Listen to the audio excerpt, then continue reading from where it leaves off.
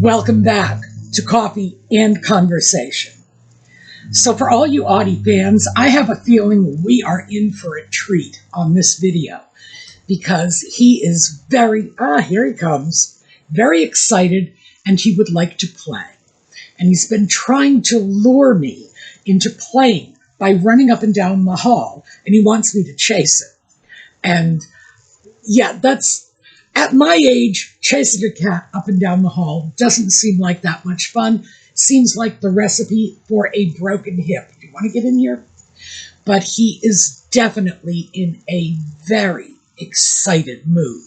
I'm not sure what's doing it for him, but he is a happy little cat today. And yes, come here. Let me just pick you up so they can see your happy little face. There you go. Oh, by the way, this is the boo-boo paw, the one he hurt last week. So it's all better now. He is perfectly happy.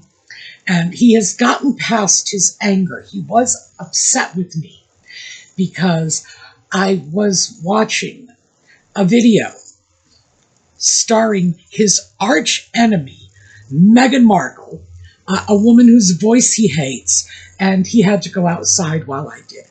So yeah, he was very, very irritated. But clearly, we have gotten past, you can tell, because he's stroking me with that tail. I am his friend again, and he is just hoping to persuade me to go play with him. So I'm going to see if I can find something to do with this cat while we take a quick break for the intro, and we'll be right back.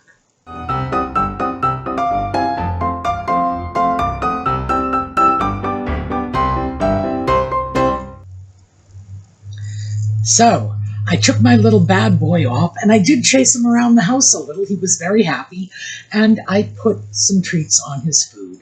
So I bribed him into good behavior for a while. Let's see how long this lasts. So last weekend, we talked about going into grocery stores and being waylaid and sidetracked and seduced by all of the brightly packaged bits of junk food that are everywhere. Food with high levels of sugar and low levels of nutrition. And the point that I was making when we were discussing this last week is it's no wonder it can be so difficult for us to maintain a healthy weight when this is what society is bombarding us with. But the more I thought about it, I thought, well, basically I said, look, this is the bad stuff. But I didn't put out anything positive to replace that. And I thought, yeah, well, we should probably start looking at that. And I thought that what we would do today is take a look at some myths about shopping, because we do have an awful lot of them around. So let's start. We're going to start historically. Did you know the Romans did not have kitchens? Yep. Your average Roman did not make food in their house. They went out to the Roman version of McDonald's, basically, because they were in a city. They were in a warm Mediterranean climate. In a city, of course, the houses are all close together. And the idea of everybody cooking in their own little abode would have, first of all, created a heat sink in Rome that probably would have been uncomfortable, possibly even intolerable for the largest portion of the population. And the government provided a level of free basic subsistence foods. They all went out to eat. They did have kitchens in the large villas and the homes of the wealthy, but the average Roman working class person did not get their food from their own kitchen. Not how it worked. It's something to keep in mind, because when we look at how we are feeding our families today, and we are inclined to say things like, well, home-cooked food is better. Really? Tell that to the Romans. The fact is that eating out is not a sin. It's not. It may not be particularly economical, and you may not have the kind of control over the food that you would have in your home, but it's not something new to the 21st century, not even close. And that's one, I always keep that in the back of my head, that the Romans would have looked at the way we shop, prepare food, and eat as if we were Martians. This would have been so antithetical to their way of life. We would have been considered peculiar and possibly even subversive to them. Don't lose sight of that. My grandmothers were both born in 1900. One of them was a farm wife with 15 children. I am not kidding you. If you put me on the spot, I can name all 15 of them for you. The other lived in the city. She was a professional woman with one child. So yeah, I got a boatload of first cousins, all from one side of the family only. But these women were born at the same period in time, but had completely different lifestyles. Oh, they were both in Massachusetts, too, by the way. Completely different lifestyles. Virtually nothing in common, other than the fact that they were both born in 1900 in Massachusetts. So, there you go. My father's mother did not make her own bread. The reason she didn't is she worked out in the community. She was in an office all day long. That's what she did. She did have someone in her house who cooked the food that she was not cooking. But, that, by the way, that person was not making bread either, just FYI. Meanwhile, my mother's mother, who lived on a farm, who had, at any given moment, half a dozen toddlers running around under her feet, did not make her own bread. They both got bread from a bakery. In the case of my mother's mother, the baker would come out in the horse and wagon first, and then later the baker's truck, and deliver the bread, which she would buy for pennies a loaf. It would have been about 8 or 9 cents a loaf in the late 1930s. So her young adulthood. My father's mother would have, I was going to say she would have sent somebody to the bakery, just to be honest. She would have sent somebody to the bakery, and they would have placed the order, or the baker's boy would have brought it over. Same thing. A few pennies a loaf. Why? Because it didn't make sense to bake their own bread for either of these women. One, because she was working all day long. The other, because she was working in the home all day long with too many other diversions and distractions, children and whatever else went on the farm. So, no, they didn't do it. Interestingly enough, 100 years earlier, their grandmothers were not baking their own bread. They were buying it from a baker. This had been a long-established tradition well before the 20th century, when both of my grandmothers came into the world, buying bread at the store. So why do we feel guilty that we're not making our own bread? Because we're being told that homemade is best. Not necessarily.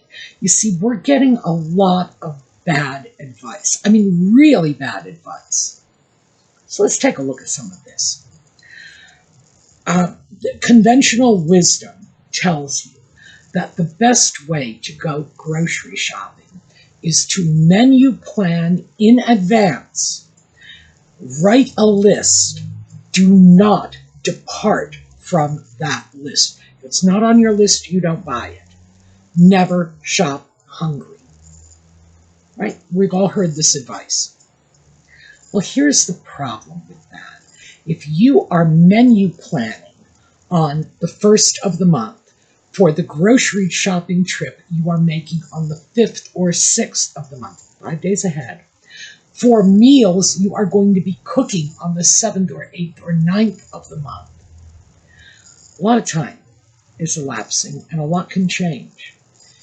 You menu plan, you go into the store with your list. Remember, that list is carved in stone. What happens when you walk in and the first thing you see when you go to the meat section is chicken is on sale? And chicken is not on your list. Wasn't on your menu planning. Why? Because last week when you were in the store, chicken was not on sale.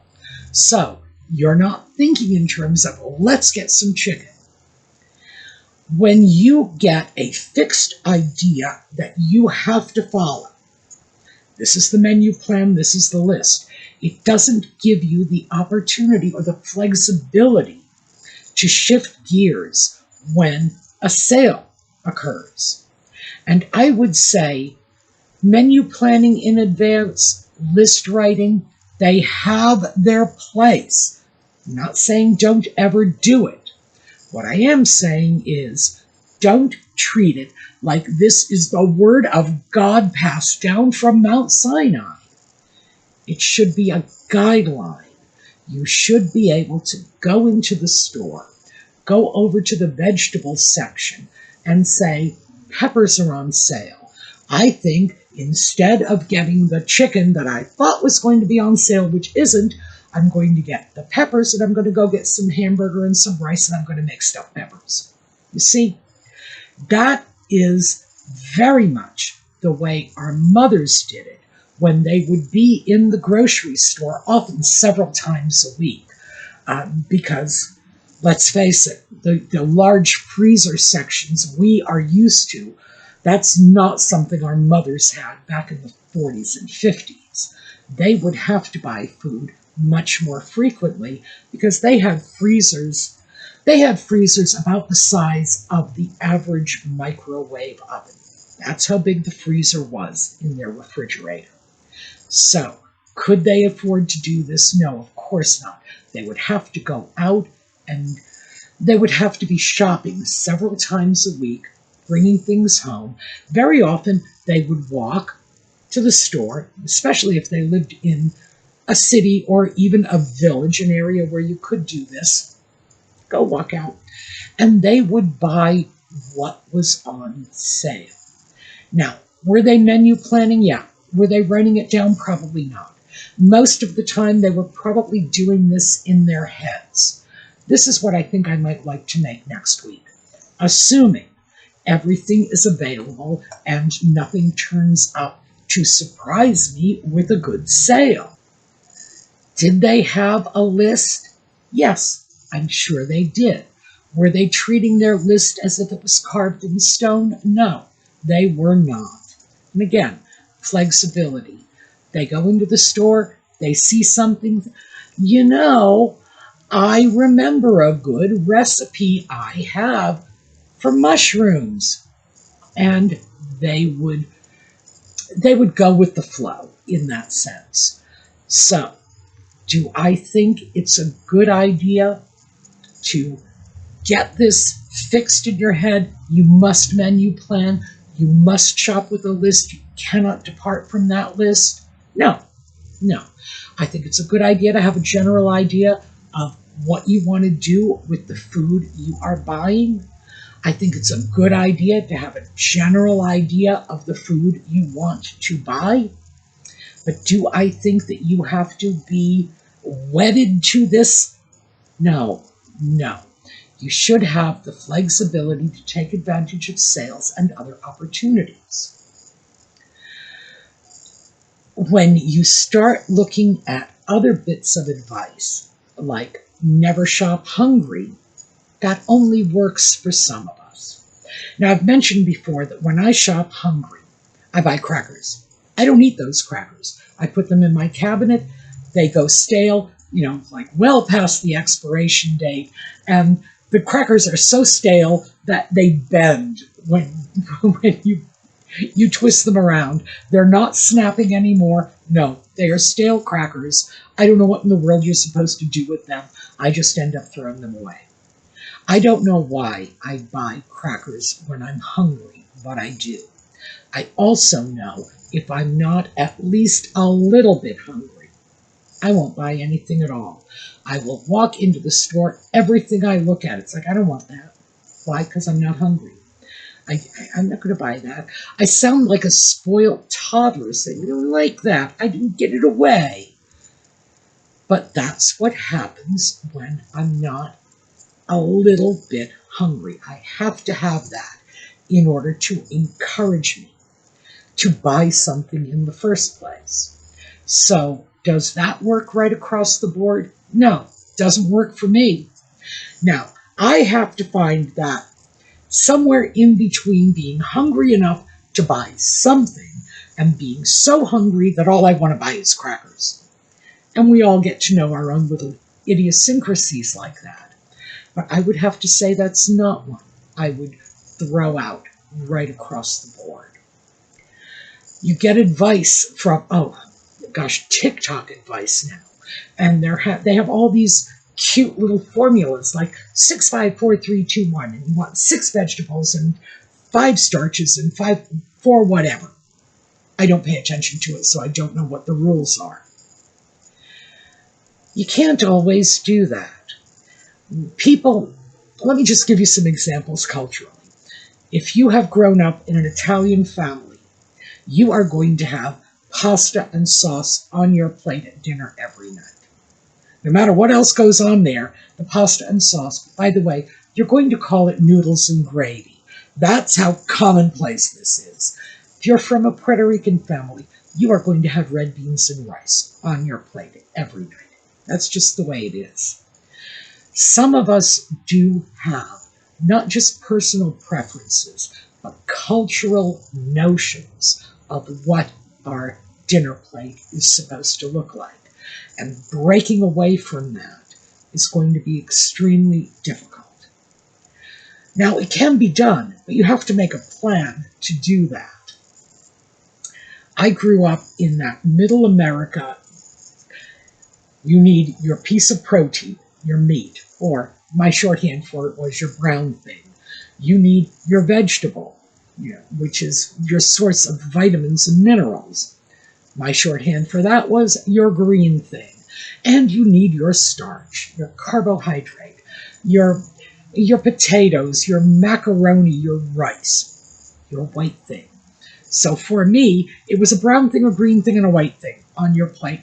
I was happy. My whole family was happy like that. And if you pulled any one of those out, they would be distressed. We all have our little preferences. You can't suddenly sort of turn on a dime and change your own eating habits or your own family's eating habits simply because you watched a TikTok video. And besides, a lot of that advice is not necessarily really good advice. You'll find other people who are going to give you advice and say, well, you should only buy organic. Oh yeah, well, first of all, organic is a lot more expensive. And I don't have a problem with buying non-organic produce. All of the pesticides and fertilizers that are used on our crops have to be approved by the FDA. You don't get to just sell whatever you want to in the grocery stores. Everything we are eating is inspected, must be safe and consumable. So am I going to get hung up on the farming techniques by which this produce was grown? No, I'm not. If somebody else wants to do that, bless their hearts for it, but I'm not going to make that choice. That is not what my hot buttons are.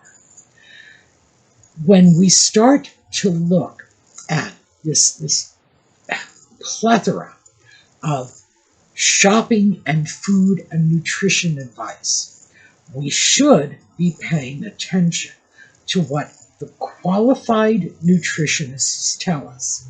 We should be paying attention to what our doctors will tell us if we have areas where we could use a little vitamin boost. Sure, if we are female, we are getting older, we should probably look at things like vitamin D and calcium because, that's not bad. We should also look at things like increasing our protein. Again, not bad. As you get older, you need to be mindful of these things. But do we have to fall in to whatever the new trendy shopping guideline is? No, we don't.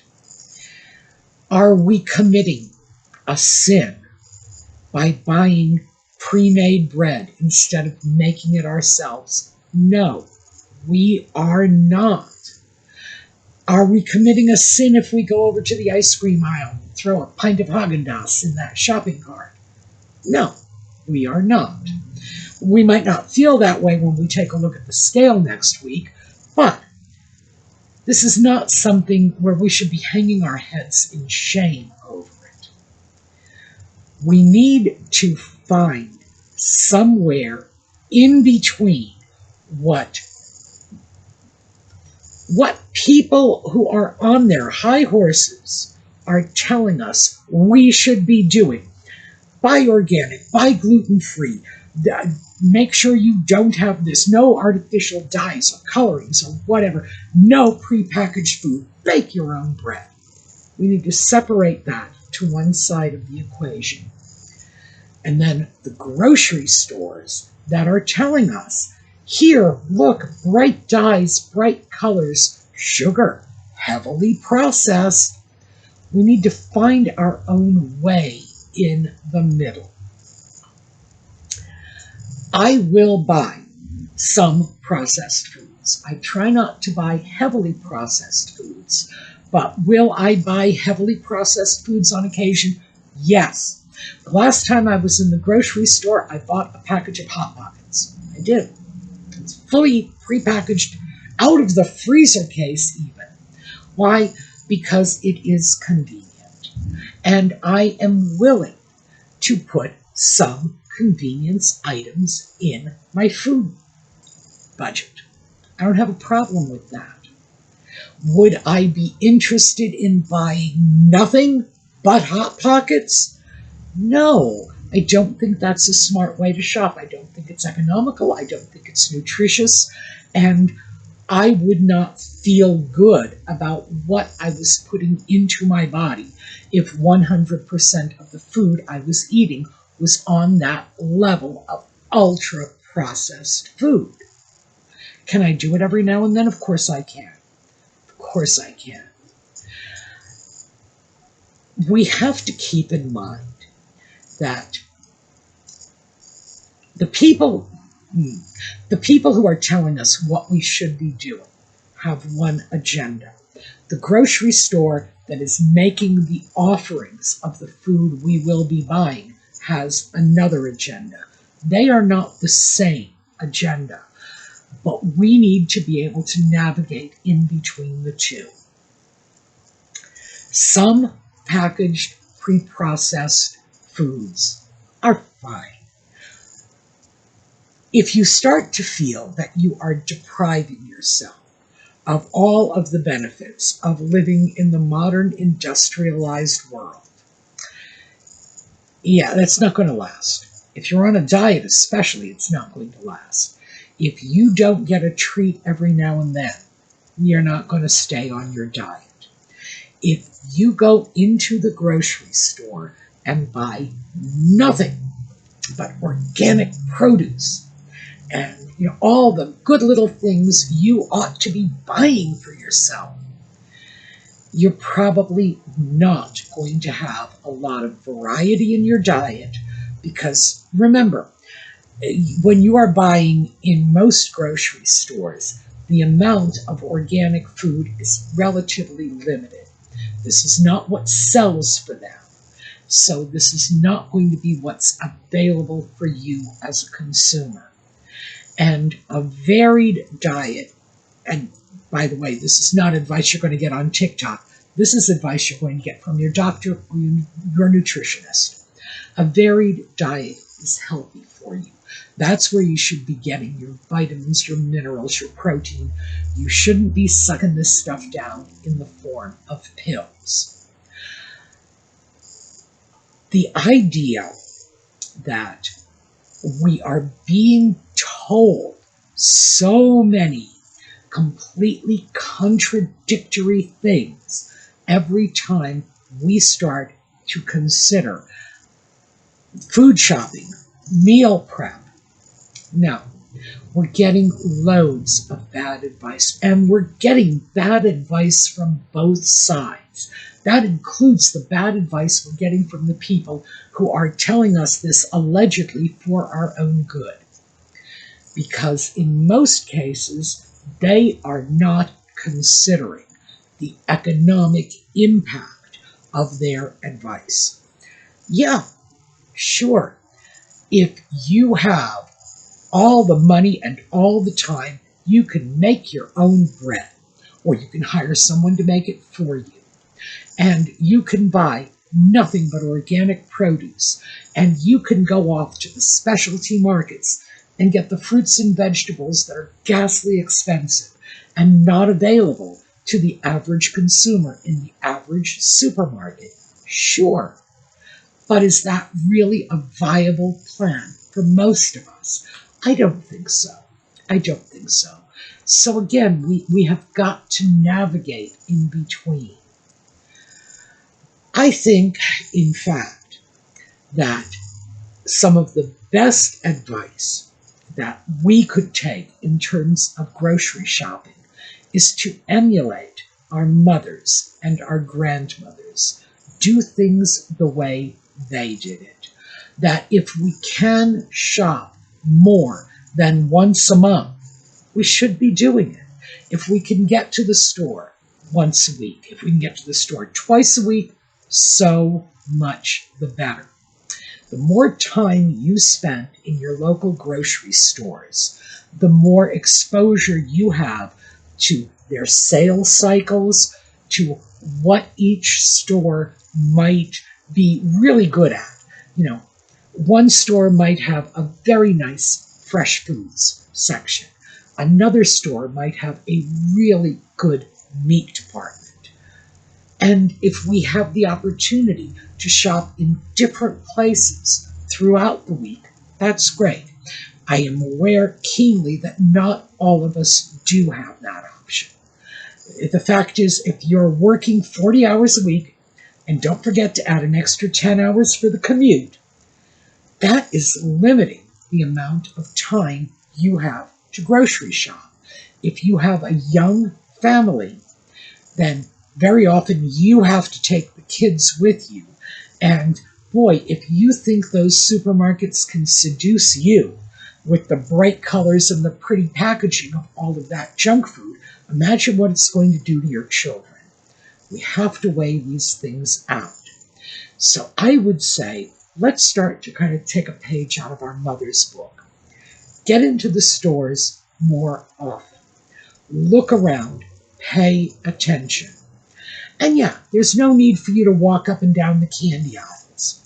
You know, frankly, I would avoid that, because most of the stuff in those aisles is just pure, unadulterated junk.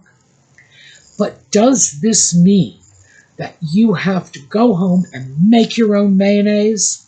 No. And by the way, I chose mayonnaise for a reason. Making your own mayonnaise is one of the easiest things you can do. It's like some mustard and eggs, some cooking oil. That's it. You got yourself mayonnaise. But people don't do that.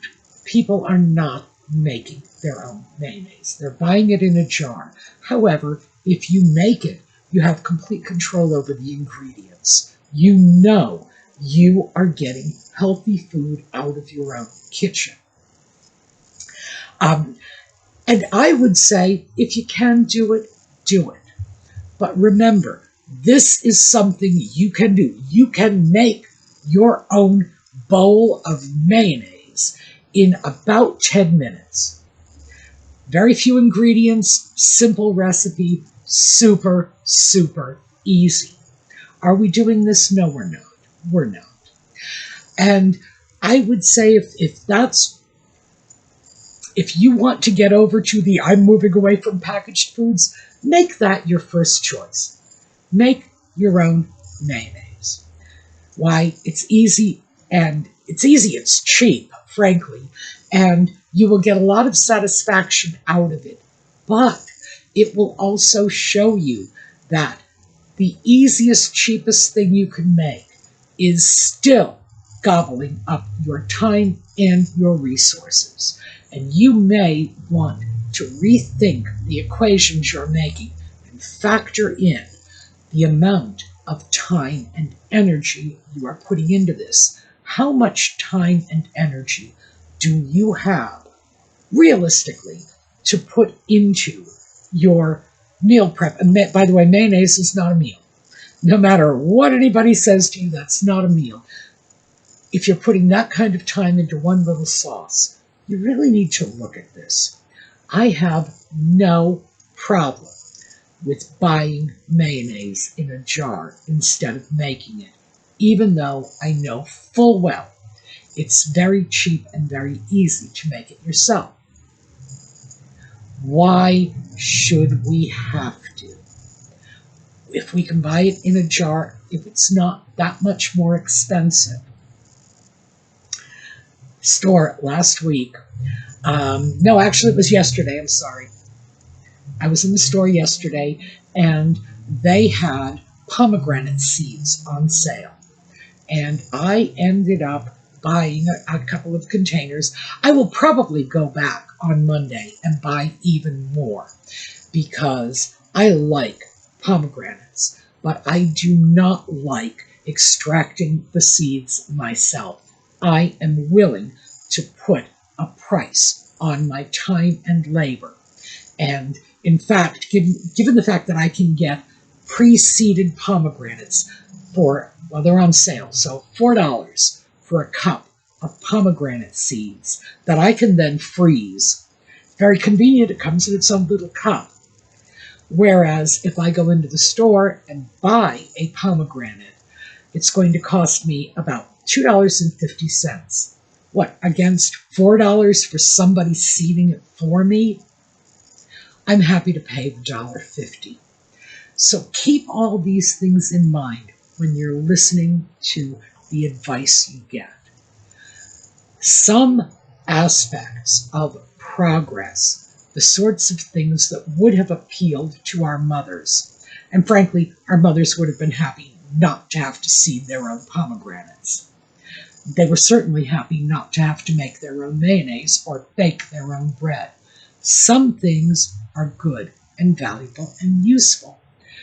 Some things are not. And what we have to do is find a way not to get caught up in the extremes. So that's where I wanted to start this discussion, and I'm sure we'll pick it up again. But that's what I want to leave you with. Remember, the Romans did not cook their own dinner in their own homes, and they lived to tell of it. Our mothers, our grandmothers, our great-great-grandmothers did not make their own bread. Not if they lived in an area with a bakery nearby. Why? It was easier to let someone else do it. There's something to be said for progress. By the way, they didn't make their own beef stock either. They would buy that from the local butcher because making beef stock took hours. You go to the butcher, you get your little can of beef stock, you go home, and it's done. So they made a lot of choices that made sense to them. Just because it sounds more old-fashioned doesn't mean it's either better or healthier or more economical. So we need to keep that in mind. Okay, that is what I have for you today. We are going to take a look at a slideshow on the way out. Do let me know in the comments what your thoughts are. By the way, in particular, I am interested in things that are easy to make that you will buy instead, or things that you will never buy, no matter how easy it is, things you will always make on your own at home. All right, we're going to take a look at a slideshow on the way out. Thanks so much for being with us, and I hope to see you again next time. Meanwhile, have a terrific day.